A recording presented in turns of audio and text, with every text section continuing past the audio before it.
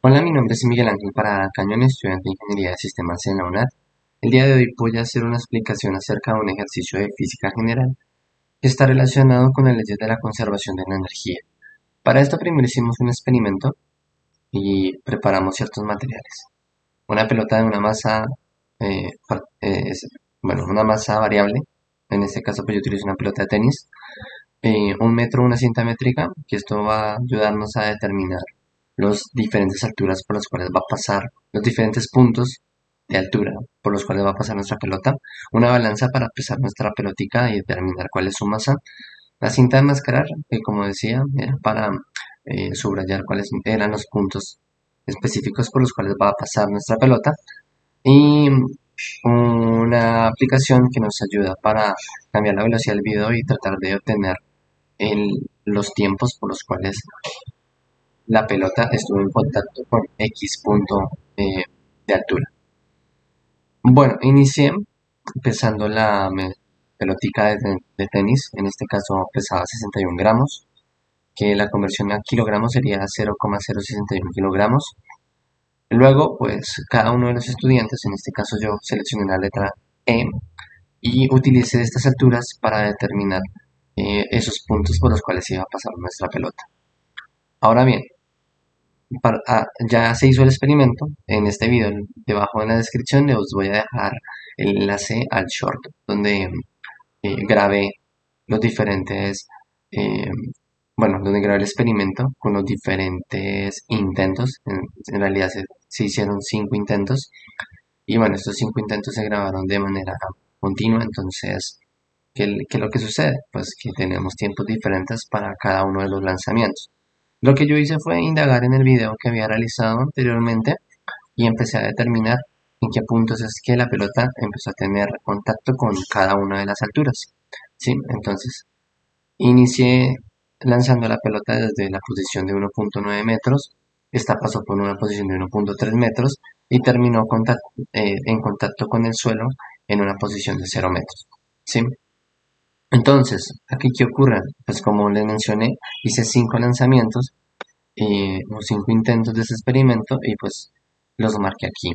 Posteriormente hice un promedio de esos valores, la suma de todos los diferenciales entre la posición inicial y la posición intermedia y la posición inicial y la posición final, que es la segunda columna, ¿sí?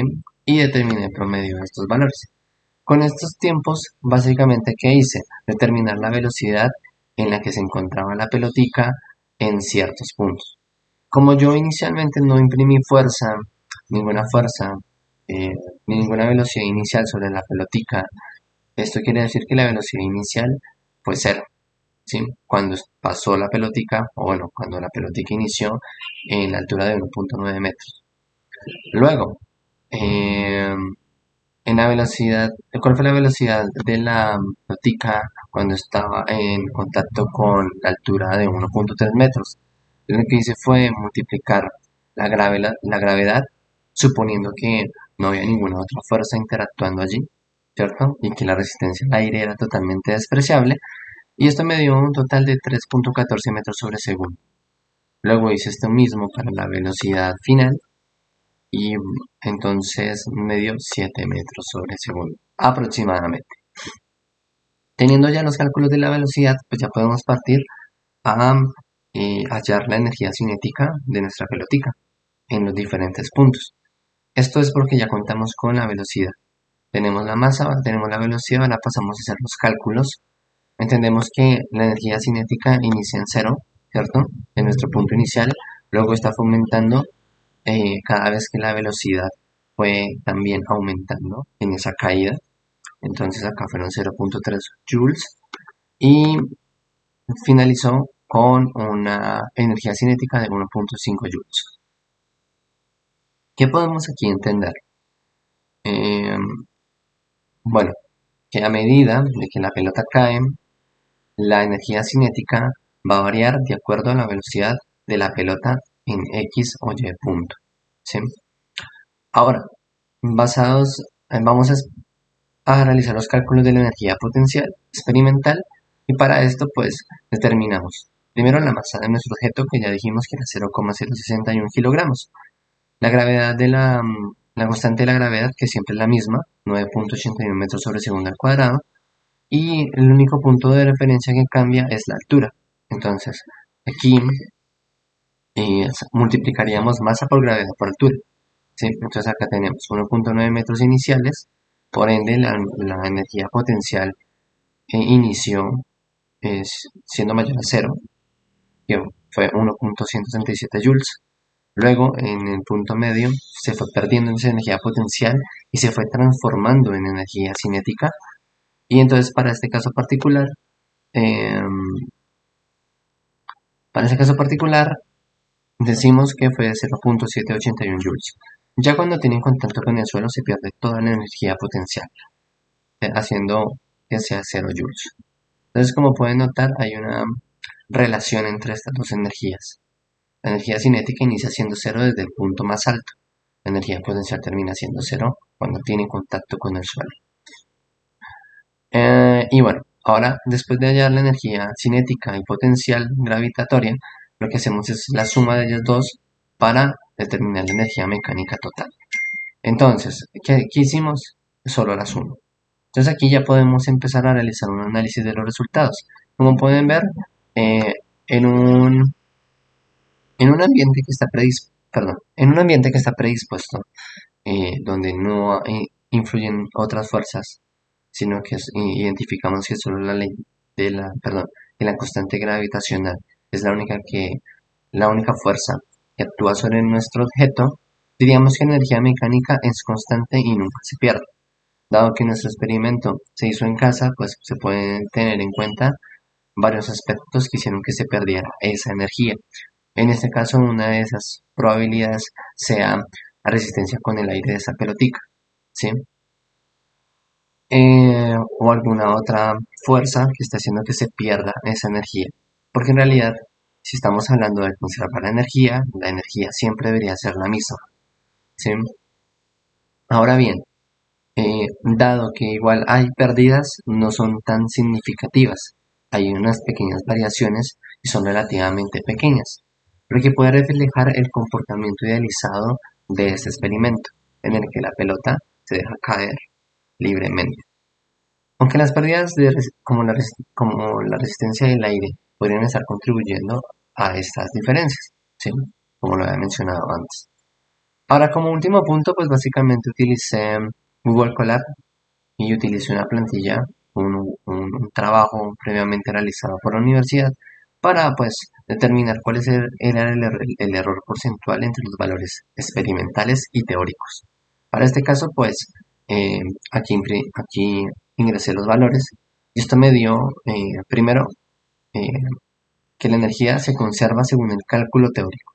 Es decir, eh, la diferencia entre nuestro cálculo experimental y el teórico es que el teórico, eh, haciendo referencia a que, no a que ninguna otra fuerza interactúa sobre nuestro objeto cuando está cayendo libremente, daría como resultado que se conserva la energía, ¿sí?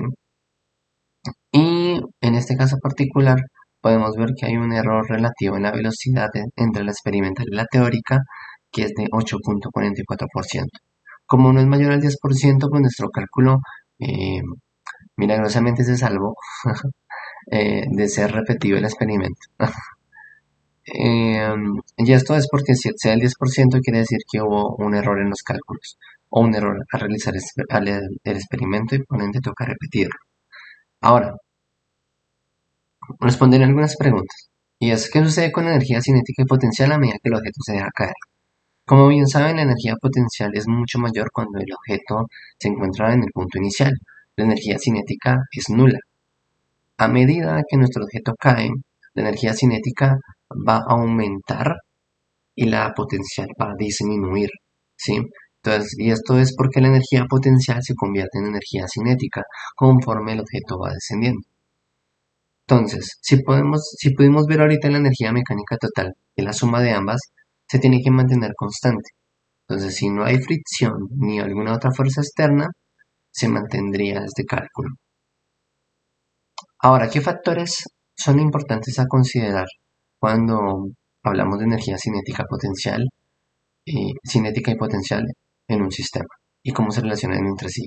Primero que nada, antes que todo, pues ya vimos que la velocidad influye un montón. ¿Sí? La energía cinética aumentará de acuerdo a la velocidad del objeto en cierto momento de, de nuestro experimento. ¿Sí? A medida que el objeto adquiere mucha mayor velocidad cuando está cayendo libremente, hace que la energía cinética sea mucho mayor. Y la potencial pues se va a reducir a medida de que también desciende, como lo habíamos visto en la pregunta número 1. ¿Sí? Ahora, ¿cómo se relacionan entre sí? Pues la energía total, que es la cinética y la potencial, se conservan en un sistema ideal.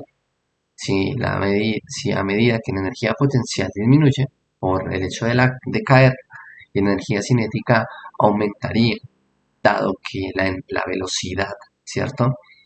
Hace que haya mucha mayor energía cinética, pues la energía total de esta se mantendría constante. ¿Sí? Otro aspecto importante a considerar es la masa.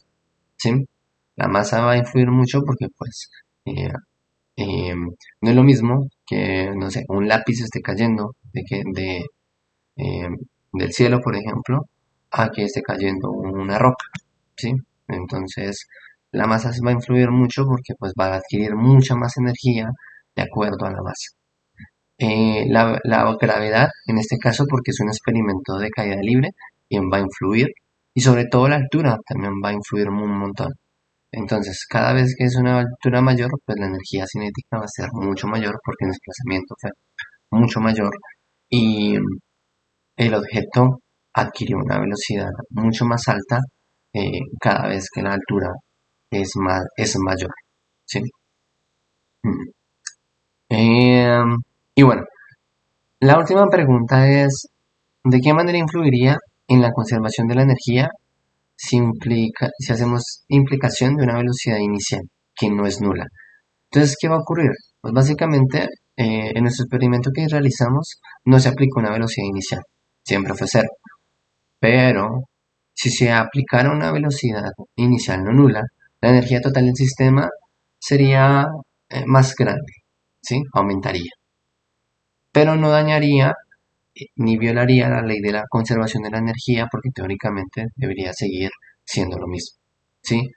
Ya que esta energía adicional, debido a la velocidad inicial, simplemente se va a incorporar al sistema y se transformará entre cinética y potencial, conforme el objeto va cayendo. Y bueno, pues básicamente esa es la sustentación de mi video. Espero que les haya agradado mi explicación y no siendo más, deseo un buen día.